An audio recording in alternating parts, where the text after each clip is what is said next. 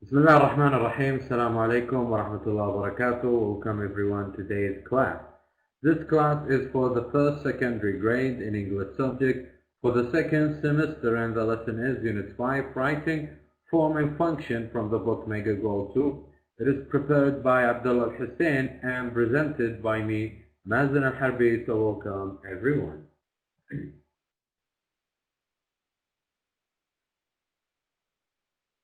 Our objectives in today's lesson, we're going to discuss some warm-up questions, and then we'll move straight to the writing section to know some writing tips, and also we're going to present some new vocabulary, and the last thing, we will going to know the present perfect tense versus simple past in terms of differences and similarities.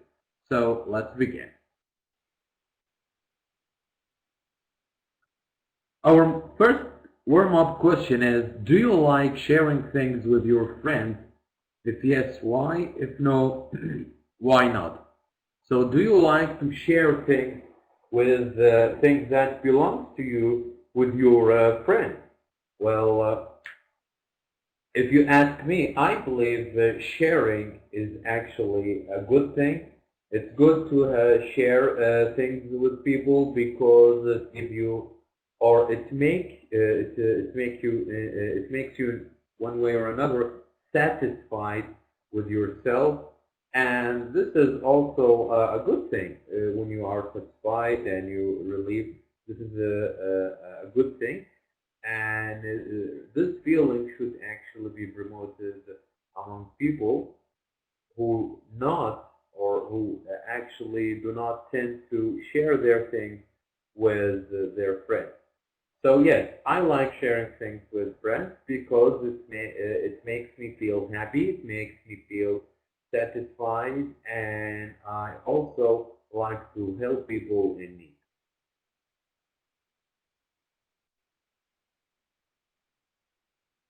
So now we do have, we're going to read an advice column, and there are certain questions, several questions we need to answer after we read those questions.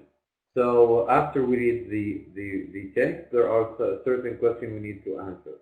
Those questions are, the first one, why was Sabah sad? Why was Sabah sad? And the second one, what happened with her friend and why? What happened with her friend and why? And the third thing, what is the column writer's advice? What is the column writer's advice? Okay? So now what we need to do is we're going to read this advice column, and after this we're going to read those questions again to answer them as well. So let's begin. The advice column called Ask Mariam, Friendship is More Important. Friendship is more important. This is the title of this advice column that is under the Ask Mariam statement.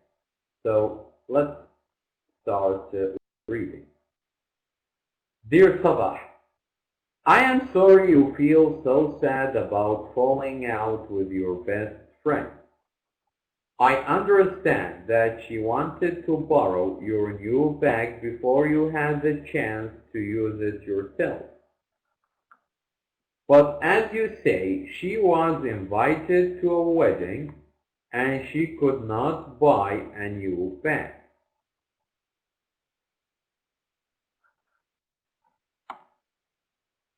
I understand that it is difficult, maybe even unfair, to let someone else use something that you have just bought or been given. But surely, friendship is more important, even if it requires some sacrifices. So I am afraid I will agree with what you think. You should have let her borrow the bag. She would have been happy and grateful to you, and you would still be on good terms with your friend.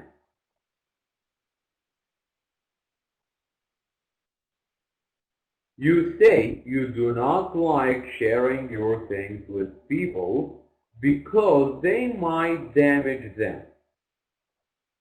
You could have asked her to be careful with your bag. The point is, however, to put things into perspective. What is more valuable to you, your friend or your new bag? I would call and say, I am sorry. I'm sure she will understand, and if she has not already been to the wedding, offer her the bag. You will both be happier. I hope it all works out. Miriam. So this is the first advice column. Miriam gave a girl named Sabah about, she gave her an advice about her problem. And the problem, if you want to brief it, it's about Sabah. She refused to give her friend her bag because she doesn't like to share things. And Miriam said, you actually have to choose your priorities. Which is important for you? Is it your friend or the bag? And this is what she advised her to just try to call her and apologize to her. And if she hasn't already been to the wedding, she should offer her the bag. So this is for the first one. Okay. So now we have a question regarding. We do have a question regarding what we read. The first one, as we introduced those questions before, let's read them again. The first one, why was Sabah sad? I believe she was sad because her friend maybe refused to talk to her after Sabah refused to give her the bag. And what happened with her friend and why? Well, her friend, she got very mad, and because Sabah didn't give her the bag. And the column writer's advice was to just call her and try to apologize to her and offer her the bag if she hasn't been to the wedding. So let's check our answers and see. Sabah said because she had fallen out with her best friend. And what happened with her friend? Sabah's friends asked to borrow her new bag because she had a wedding to go to and could not afford to buy a new one. And the column writer's advice was she advised Sabah to call her friend and apologize or say she was sorry and offer to lend her bag to her friend if she still needed it. So this was the writer's advice to Sabah. So now, some writing tips. It says here that when you write a letter of advice, okay, it's important to follow those instructions. The first one said, get all the facts and refer to them, or actually try to summarize them in your letter. So the first one, when you try to advise someone in a letter, try to summarize and give all to summarize the facts and refer them into your letter. And the second thing, think about different viewpoints or sides. Okay, try to be as neutral as you could. Okay, and this is also support the third point, which is do not be judgmental or patronizing. Okay, don't judge people. You just give your opinion, okay, thinking about different sides. So you have to be neutral as much as you can. And also you have to be understanding, okay? You have to be understanding, but of course not to tend to lie.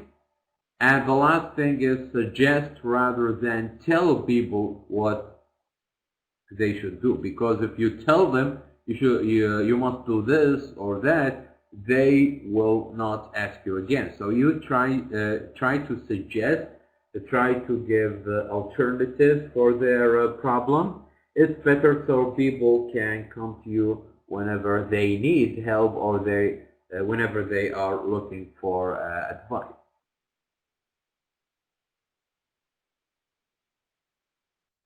So now we move into our last section, which is about form, meaning, and function. So we're going to read the differences between present perfect tense and the simple past. Let's begin. We actually use the present perfect to talk about an action that happened in the past when the exact time isn't known or important. Again, we use the present perfect to talk about an action that happened in the past when the exact time isn't known or if it's not important. And we use the past tense when the exact time is given. We use the past tense when the exact time is given. Here we have an illustration, okay? So the present perfect, okay, we said that when something happens in the past, okay, we use this tense, the present perfect, when something happens in the past according to something happens or before something happened in a time that we do not know or it's not given. Okay? So for example, I have walked 5 kilometers today. I have walked 5 kilometers today. So he walked, okay, this is something happens in the past, but he doesn't know when exactly. So in that case, we use the present perfect. Okay? And as for the present simple, as for the past simple, okay, we use them when we know the exact time. For example, yesterday. This is the exact time. Yesterday I walked 7 kilometers. This is something happens in the past and stays in the past. So these are the differences between past simple and the present perfect. So now we're going to talk about the formation of simple past and present perfect simple. Regarding simple past, if we face irregular verbs, we have to see the second column of irregular verbs or the second form of irregular verbs. For example, spoke. Okay, as if we happen to see irregular verbs in the simple past, we just add ed. For example, I worked. Okay. So for the simple past, if we want to use the verb in simple past, if it's irregular, we just use the second form of the verb like spoke, drove, broke. And if it's a regular verb, we just add ed. Like for example, I worked, I talked, I walked. Okay, this is regarding the simple past.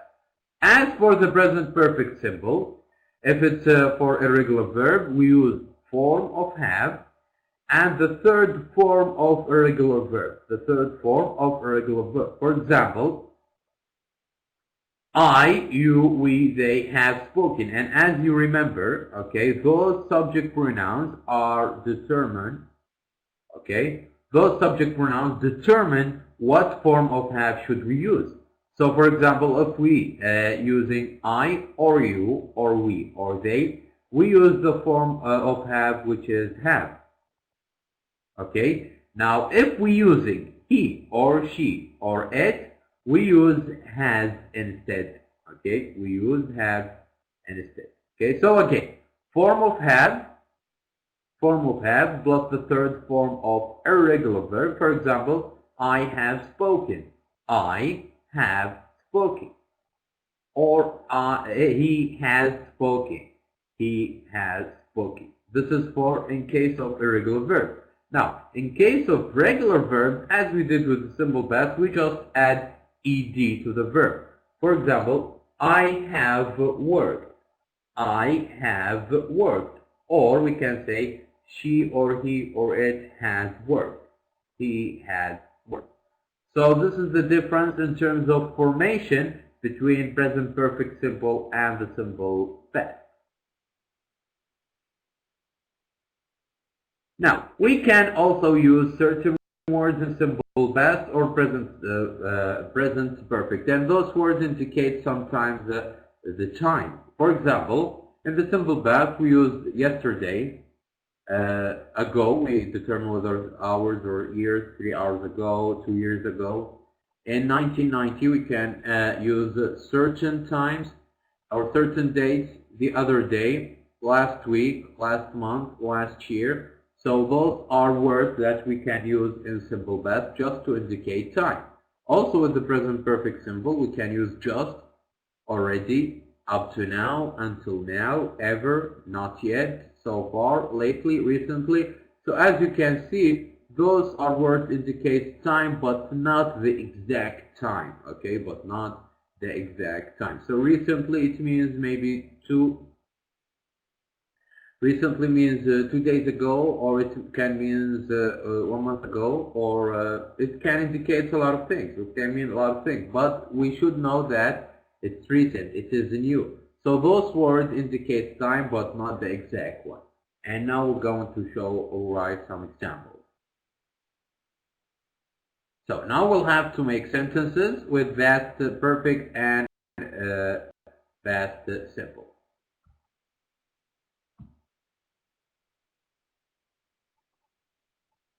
Okay, so now as you can see, we do have 3 pictures here. Someone is painting, and someone watching TV, and someone eating a burger. Okay, so we'll try, because there is not enough space, we'll try to choose one and write 2 sentences, one in the present perfect and one with the simple past. So how about if we choose that one? Okay, how about if we choose that one? And we're going to write it in the past perfect tense. Okay, so we can see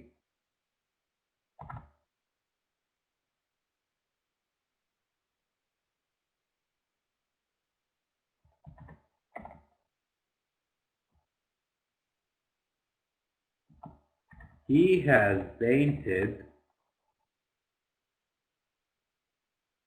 let's say, 3 rooms so far. Okay, he has painted 3 rooms so far. He has painted 3 rooms so far. Okay.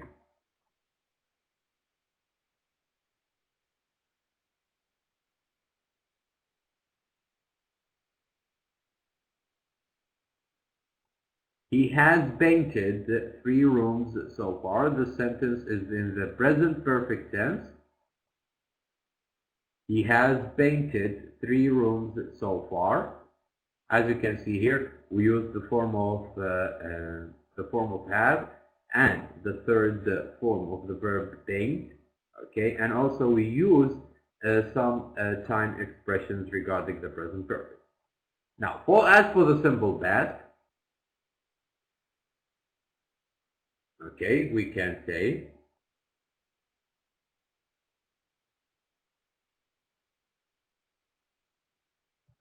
he painted 3 rooms yesterday.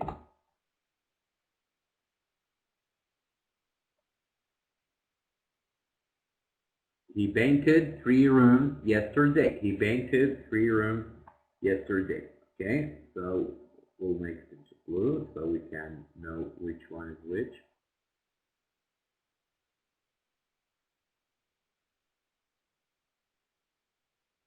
Okay, so the first one is the present perfect tense, as we said. He has painted 3 rooms so far. And the second one with the past simple tense, which is he painted 3 rooms yesterday. And we can do the same on the following picture. For example, we can say here, he has watched 3 games until now. Till now, he has watched 3 games.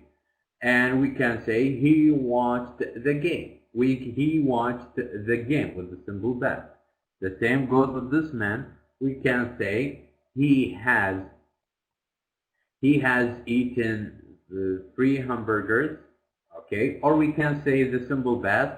He ate 3 hamburgers 1 hour ago.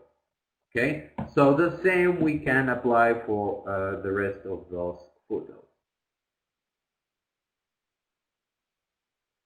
Now, the last part of our grammar section, which is how to express ability, permission, and request. What do you mean by ability is the word can. And we use can to express ability in the present. For example, in a question, can the robot do my homework for me? No, it can't. You can do it yourself. Or we can say, yes, it can. Okay? So this the word can expressing ability, if you are able to do something or not. And also we use could to express ability in the past. For example, could people travel long distances before the airplane was invented? Yes, they could, or we can say no, they couldn't. Yes, they could, or no, they couldn't. Now regarding permission, we use may and can also to express permission. May I leave early today? May I leave early today? This is a permission. Yes, you may, or no, you may not. The same goes for can. Can I have another soda? Can I have another soda? This is not ability. Now it is a permission. You ask a permission from someone. Can I have another soda? Yes, you can, or no, you can. Now for request is like asking for something. Use can or could to make a polite request, and could is more formal. So if you want to make a request, if you want to make it more formal, we use could. For example, could you fill in this form, please? Could you fill in this form, please? Yes, of course, this is how we respond to request. Can you help me? Sure. Not now, or we can say not now, I'm busy. A lot of different accepting expressions or phrases we can use. Could you open the window? Could you open the window? Certainly. Or we can say, if you want to refuse, sorry, I can't. So all of these are the phrases or expressions that we use in ability, in expressing ability or permission or request. And we're going to do an exercises about them. This one, complete the sentences with can, could, and may, and the verb in parentheses. Okay, so all we have to do now is to read the sentence and try to predict whether this or those questions are either a permission or a request or it's an ability. For example, Ahmed, you help me with this box, please. You help me with this box, please. So obviously, this is not a permission. This is a request. Someone is asking for someone's help. Okay. So the proper word we should add here is either can you help me, or we can say could you help me. Either can or could. Ahmed, can or could you help? And the verbs that comes after can or could are always in its base form. Okay, so there is no addition should be added to the verb. So Ahmed, can or could you help me with this box, please? This is for the first one, which is a request. Let's go for the second one. Excuse me, may I open the window? Excuse me, may I open the window? This is a permission. And how do we respond to the permission? Okay, we can say yes, you may, or we can say also yes, you can. Okay, so it's either can or may.